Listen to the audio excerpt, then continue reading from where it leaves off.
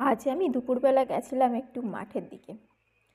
মাঠে এই সময় দেখতে খুব সুন্দর লাগে, চারধারে সর্ষে ফুল আর কত রকমের ফুলের গাছ, শাক সবজি সমস্ত কিছুই চাষ হয় মাঠে। এই বছর অতিরিক্ত বৃষ্টির জন্য সেরকম বিশেষ ফুল লাগানো হয়নি মাঠে, কিন্তু এই জমিগুলোতে জল জমেছিল।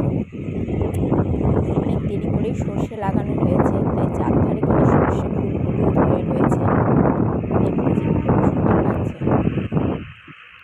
দেখুন, চারধারে ইতিউতি হলুদ, প্রকৃতির একদম নানান রঙের ক্যানভাসে সুন্দর করে সাজিয়ে রেখেছে।